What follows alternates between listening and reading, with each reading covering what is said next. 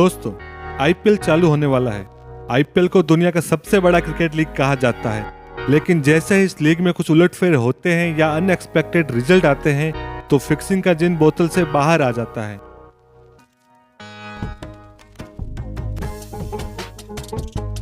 नमस्कार दोस्तों, स्वागत है आपका आपके अपने अनोखे चैनल बी एम्प्लीफाइड में।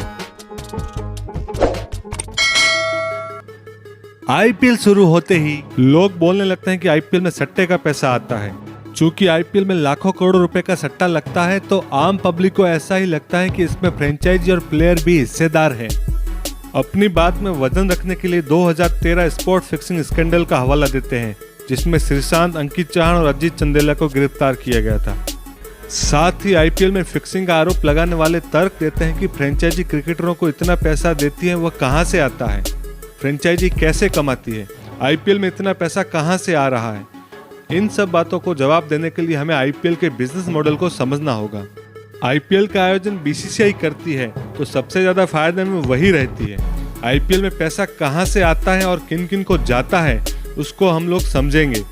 आईपीएल में सबसे पहले पैसा आता है टाइटल स्पॉन्सर से। आपको याद ही होगा कि जब आईपीएल आया था तो उसे डीएलएफ आईपीएल कहा जाता था। डीएलएफ टाइटल स्पॉन्सर था।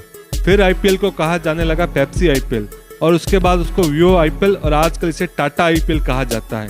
ये ब्रांड आईपीएल के टाइटल स्पॉन्सर बनने के लिए बहुत सारा पैसा देते हैं। डीएलएफ 40 करोड़ रुपए हर साल टाइटल स्पॉन्सरशिप के लिए बीसीसीआई को देता था और अभी टाटा 330 करोड़ रुपए बीसीसीआई को देता है। तो आप देख सकते हो कि आईपीएल ने कितना सफर तय कर लिया है। बीसीसीआई को जो भी पैसा मिलता है उसमें से 50% अपने पास रखती है और बाकी 50% टीमों में बांट देती है। इसके अलावा आईपीएल के ऑफिशियल स्पॉन्सर होते हैं जैसे सीएट, जो 30 करोड़ रुपए स्ट्रेटेजिक टाइम आउट को स्पॉन्सर करने के लिए देता है। हालांकि सट्टेबाज इसको फिक्सिंग टाइम आउट भी कहते हैं। इसके अलावा ग्रेट पावर प्ले और ड्रीम 11 गेम चेंजर सेगमेंट से भी बीसीसीआई को अच्छा खासा स्पॉन्सरशिप का पैसा मिलता है। अब आईपीएल होगा तो किसी न किसी चैनल पर दिखाया भी जाएगा। इसे दिखाने के लिए ब्रॉडकास्टर एक बड़ी अमाउंट बीसीसीआई को देते हैं, जिसमें से 50% बीसीसीआई अपने पास रखता है और 40% फ्रेंचाइजी में बांट देता है। 10% प्लेऑफ में क्वालिफाई करने वाली 4 टीमों को दिया जाता है। दोस्तों, आप कुछ आइडिया लगा सकते हैं कि मीडिया राइट से टोटल कितनी अमाउंट बीसीसीआई को मिलती है। आप सोच भी नहीं सकते। 2023 से 2027 मेंस आईपीएल के लिए लगभग 48,390 करोड़ रुपए मिलेंगे बीसीसीआई को। इस बार लाइव स्ट्रीमिंग जियो सिनेमा पे आएगी और टीवी पे आप इसे स्टार स्पोर्ट्स पर देख सकते हैं। आप सोच रहे होंगे कि ब्रॉडकास्ट के लिए इतना पैसा देने के बाद ब्रॉडकास्टर क्या कमाएगा, तो मैं आपको बता दूं कि कोई भी ब्रॉडकास्टर घाटे में नहीं रहता है। मैचों के टेलीकास्ट के दौरान बताए जाने वाले विज्ञापनों से ब्रॉडकास्टर कमाता है। तो आप समझ ही गए होंगे कि ब्रॉडकास्टर के पास पैसा कहां से आता है। आईपीएल के 3 बड़े स्टेक होल्डर है। पहला है बीसीसीआई, दूसरे हैं ब्रॉडकास्टर और तीसरे हैं फ्रेंचाइजी जो टीम खरीदते हैं। बीसीसीआई को पैसा कहां से आता है वो आपको मैं बता ही चुका हूं। ब्रॉडकास्टर आईपीएल में धंधा कैसे बनाते हैं ये भी आप समझ ही चुके हैं। अब फ्रेंचाइजी के बिजनेस को समझते हैं। आईपीएल का खिताब जीतने पर फ्रेंचाइजी को 20 करोड़ रुपए विनिंग अमाउंट मिलती है। फ्रेंचाइजी इस 20 करोड़ पाने के लिए इतना खर्चा नहीं करती है, और तो और फ्रेंचाइजी इस 20 करोड़ को भी टीम के प्लेयर में बांट देती है।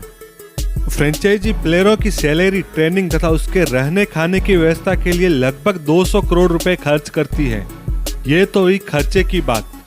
अब बात करते हैं फ्रेंचाइजी की इनकम की। जैसा कि मैंने वीडियो के शुरू में ही बताया था, टाइटल स्पॉन्सरशिप की अमाउंट में फ्रेंचाइजी को शेयरिंग मिलता है। ब्रॉडकास्ट राइट्स की राशि में भी फ्रेंचाइजी का हिस्सा होता है।